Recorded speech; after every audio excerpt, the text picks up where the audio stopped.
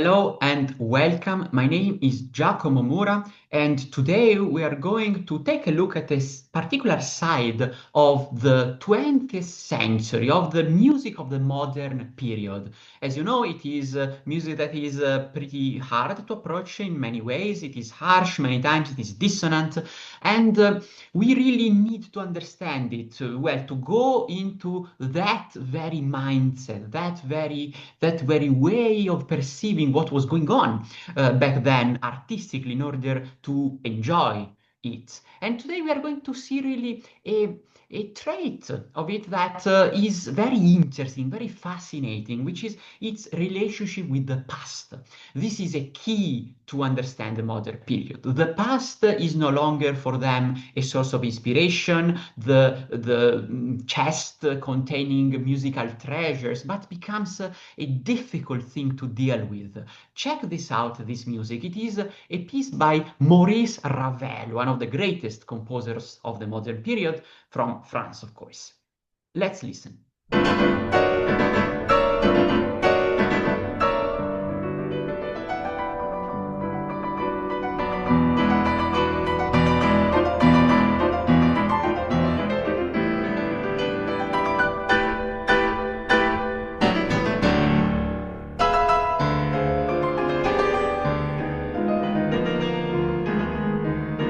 At first glance, of course, this is the typical modern period. It is very stingy to our ears. It is full of dissonances. It is pretty harsh, definitely. But let's take a closer look. So first of all, this is a waltz. It is that very famous dance, typical of Vienna, typical of Paris, that is at home in the 19th century. Definitely when Ravel composes this piece, it is a collection of dances for piano, called in French valses nobles and sentimentales. I cannot pronounce French as you see. It is waltz, noble and sentimental waltzes. This is the translation in English. It is a title he takes from, please be careful, Franz Schubert. Franz Schubert, 1 century before him, basically, wrote also dances for piano titled in these ways valses, noble waltzes and sentimental waltzes. So Ravel quotes Schubert on this, and this is already an indication. Also, remember that once again the waltz was kind of in its decline, basically in a sort of zombie kind of musical object in Ravel's years. Everyone knew, felt the waltz is the expression of an age that is no longer, that is in the past, the previous century, the 19th. Ravel is not writing waltzes only in this case. It is he loved this kind of dance and produces a few years later also another great piece titled La Valse, a great tone poem for orchestra, a grotesque love letter to the waltz. The waltz is here the symbol of what is past, of what is gone, of a tradition that is no more. This is an attitude to the past that we always have to keep in mind when talking about the modern age. It can be really kind of compared to the attitude of a middle-aged, grown-up, older person thinking about his or her youth. The modern period has this in comparison to the Romanticism and the previous ages.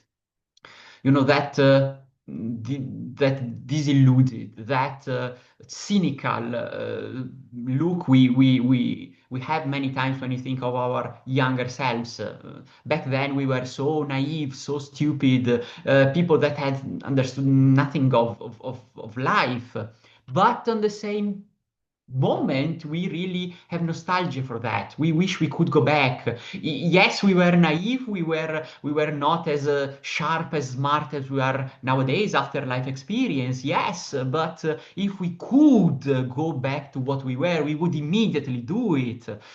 Because life had another flavor back then. You know, this kind of very human attitude many of us have when we grow older is culturally belonging to the modern period.